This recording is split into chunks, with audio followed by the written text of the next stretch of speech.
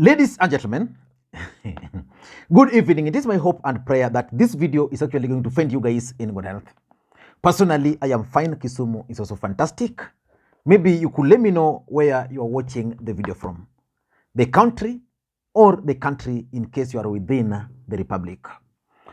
William Ruto's camp is currently in a crisis mode because Raila Odinga has decided to take that bold move against police brutality. For those who follow the politics of this country, when Raila Odinga held his last mandamano, the police were under strict instructions to take him out. Indeed, it's just by luck that Raila Odinga is alive today. And probably that day is what informed the bipartisan approach which the two parties are currently pursuing. And Raila Odinga demonstrated to the world that indeed on that particular day, his vehicle was targeted and he could point where the hitman actually hit. He survived because of his vehicle, which is fully armored. And today, Raila Odinga, through his lawyer, I'm just getting the letter, Jackson Awele, decided to take that move. Let me just decided to take that move. And that decision by Raila Odinga is actually worrying Kenya Kwanza. I want us in this video to look at why Kenya Kwanza is worried about that particular move by Raila Odinga. I've actually gotten the letter. But before we do that, for those who are watching this channel for the first thing, the best thing you can do is to click that subscribe button, because what we do on this channel is that we analyze politics in a way you can't find any other place. And to the subscribers, I want to continue thanking you guys for your continued support, because without that support, this channel cannot be where it is now. This letter is actually drawn by Awele Jackson Advocate. For those who remember, Jackson Awele was the lead legal team of Raila Odinga in 2017. And the letter is saying notification of a complaint under section 51 of the Penal Act. I'll not go through the entire letter. This letter is actually addressed specifically to the officer commanding station, Kware Police Station. And it has actually been received by the Director Internal Affairs. It has also been received by IPOA. It has also been received by DCI Security, and the letter has also been received by the Office of the DPP. So which means this letter is serious. The letter begins, let me just read for you briefly.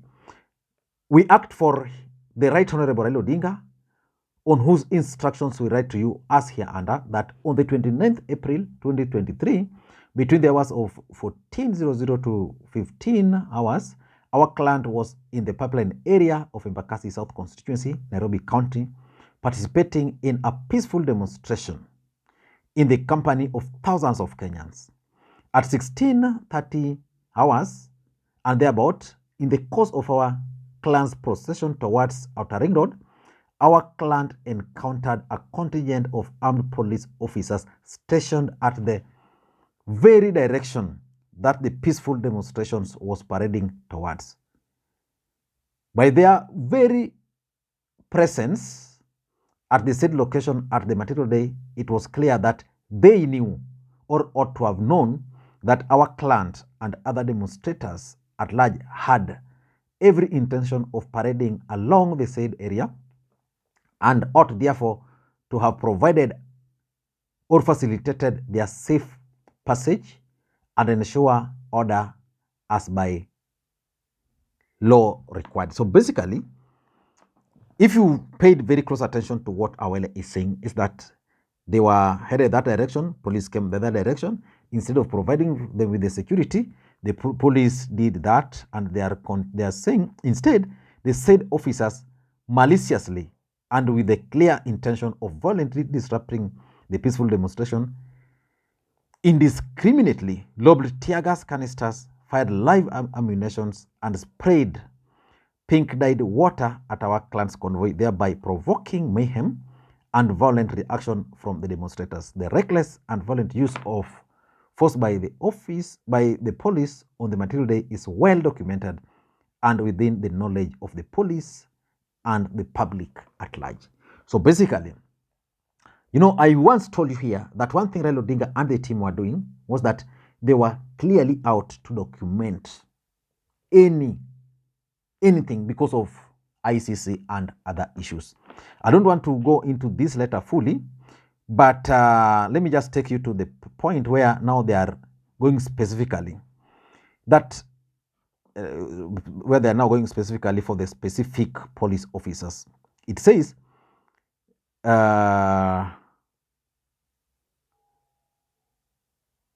needless to state, the conduct of the said police officers against our client and peaceful demonstrators amounted to misconduct contrary to the Police Act and the Independent Policing Oversight Act, and accordingly warrant independent inquiry by the Internal Affairs Unit of the National Police Service. The Internal Affairs Unit is the unit that deals with this kind of issues, and the Independent Policing Oversight Authority. By a copy of this letter, the said officers are advised. By a copy of this letter, the Directorate of Public Prosecution is similarly notified of his further action in accordance with the Constitution and applicable law. With the help of the public at large, the following officers, amongst others yet to be identified, have been specifically cited as culpable of the offenses, and they are naming 2 police officers. Remember the 2 police officers who are on a mission. And for me, I don't know how these police officers are going to operate moving forward, because now they have been exposed. The chaos have ended. They live amongst these people, and you know clearly they were out on a mission. So I want us to look at why Kenya Kwanza is worried. And I want to take also this opportunity to thank all those people who delivered coffee to me yesterday. There was Tom Gator, a good friend of mine from the US. He once, with the family, had that grace of paying a visit to us. Thank you, Tom. There is Joseph, Enoch Kariuki, thank you so much. Mochama, thank you. John Kariuki, I really appreciate. And Eric Rama, thank you so much for the copy I received. As usual, you can also send me the same using the numbers in the description section, or you can use the numbers 0712741323. The names will appear as Omondi Amos. Thank you, guys. Now, why do you think Raila Odinga decided to make this bold move by dealing directly with the police officers? Because remember, it was expected that when these gentlemen decided to call each other to meet separately, there are certain things they agreed on. But why would Raila Odinga then go and now revive this issue of the police? For me, number one, why Kenya Kwanza is worried is because of the objective which Raila Odinga wants to achieve by writing this letter. You know, in politics, I've always told you that nothing happens out of mere coincidence. The fact that Raila Odinga has decided to go ahead and single out this police officer, in my view, it means he has a specific objectives which he wants to achieve. And because Kenya Kwanza are not really understanding the objective, is the objective to punish the police officer? Is the objective about the evidence? Is the objective a message to the international community? Is the objective about how the police have been captured? Let us wait and see, but that is one of the reasons why they are really worried. Number two, I also tend to think that Raila Odinga is keen on getting to the root of all this. Who ordered these police officers to take away his life? Because if they had a chance, let me tell you, if this police officer had found gentlemen and ladies in that particular police vehicle, those guys would not be alive today. My friend G. Cord will not be alive today. Yeah, because he was on a mission. At some point, a fellow police officer had to tear gas him so that he could leave. who assigned him to be at that particular scene at that particular time. So the investigation is about who. So if he received order from the IG, because at some point I had the IG Kome challenging Kenyans, why are they going for those small guys, not him? But responsibility begins from there. Then it will narrow down to him. And then he will have to carry the burden and say, for me, it's Gachagua who sent me, or for me, it's Ruto, or for me, it's Kindiki, or for me, I just decided to protect the country. So is Raila Odinga out to really unmask the guy who ordered these guys? Number 3, why Kenya Kwanza is worried about this move is the individual responsibility. And you know, at some point it reaches whereby now you have to take individual responsibility. The 2 police officers have now been identified. How many police officers were out there? Raila has identified 2, which means individual responsibility. And I see this matter serious because today Raila Odinga sent Nyong'o and Arati to represent him during the burial of that university student who was murdered in Kisii. So the question, individual responsibility. And with this individual responsibility, will the police now be very careful not to be misused?